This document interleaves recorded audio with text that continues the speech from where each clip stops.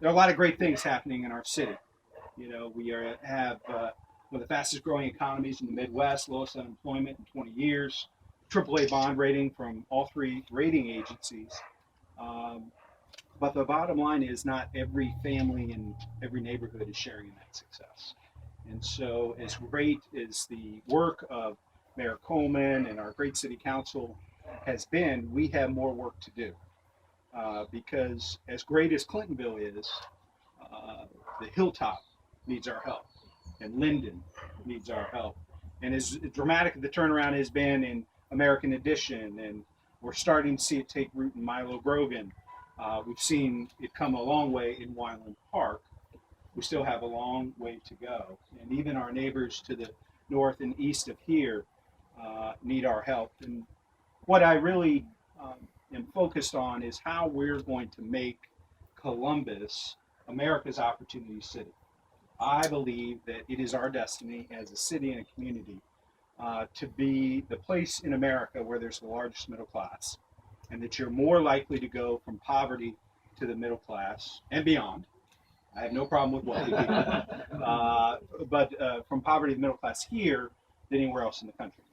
But we've got our work cut out for us, because as great as it is for so many people in our community, there are a lot of families struggling, and the poverty, particularly amongst children and young adults, is something that we, as progressives and Democrats, need to stay focused on and invest in. So I'm a huge believer. We put an unprecedented amount, $8 million, into preschool opportunities for 4-year-olds, high quality preschool opportunities for 4-year-olds throughout our city. Because I'm a big believer that investment in people starts birth and before, which is one of the reasons we worked so hard, all of us, on the Greater Columbus Infant Mortality Task Force and have launched the Celebrate One initiative.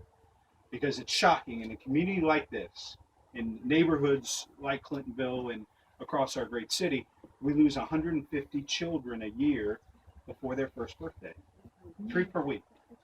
And African American children are 2.5 times more likely than white children to suffer that fate. With all the great health systems, with all the great opportunities and job centers and great neighborhoods, that's inconsistent with our values. And as a city and a community, we've rallied and been called to action. And so we've developed a plan that Celebrate One is taking the lead, but it's got the health systems, the private sector, the school districts, not-for-profit leaders, all committed to a strategic plan that's going to cut our infant mortality rate by 40% and cut that racial disparity in half by 2020. But the only way we're going to do that is all the national experts say it's the most bold, ambitious plan and goal in the country. But this is Columbus, and this is how we solve big problems. It's coming together, bringing folks from business community, from labor, from neighborhood and community organizations, our educational leaders, and we tackle big problems together on top priorities for this city. That coupled with, a reset around workforce development. Yeah, we have the lowest unemployment in 20 years, but we also know that people are working harder and longer hours and taking less home with them. And so resetting how we offer incentives to be able to force folks that want to bring jobs to Columbus to make sure that they're paying a decent wage, a wage that folks can help and support their families on. Between 2000 and 2010, we created a ton of jobs in Columbus. Unfortunately, you needed 2 of them to support your family on. For the first time in 75 years, Columbus's per capita income fell below the national average between 2000 and 2010. I mean, the taxpayers of this community shouldn't go without that tax revenue unless you're paying a decent wage to your workers and really encouraging people now. God bless us with the leadership of our president in Congress. Unfortunately, many people who have now left Congress because of these votes. We have the Affordable Care Act, and we have, different systems around the country to help with healthcare needs that we didn't have before.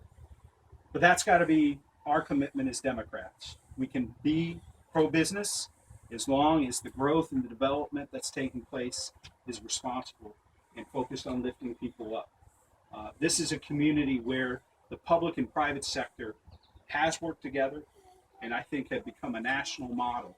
It's one of the things we hear from people all over the country when they come to Columbus is, how is it that your government leaders and your private sector and your neighborhood leaders work so closely together to make dramatic improvements in neighborhoods that have been left behind? And it's because that's the Columbus way. That's what we believe in. You know, public-private partnerships, where we expect the private sector, who does well by this community and that's so successful, that they invest back into our neighborhoods and are committed to our long-term health and quality of life. So I'm running for mayor. Many of you voted in the primary, but unfortunately, many of our friends, loved ones, and neighbors didn't. It was only about 8% of the voters voted in this primary. And we had a diverse coalition of support. You know, LGBT community, African Americans, Latinos, Democrats, Republicans, Independents, and business community, labor. We got 52% of the vote in a four-way primary.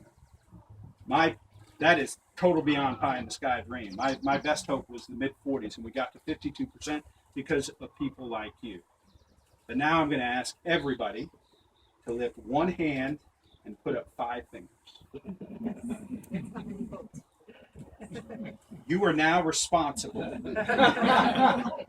for getting 5 loved ones, friends, folks you worship with, that you work with, that you socialize with. I want to triple our turnout from the primary for this general election.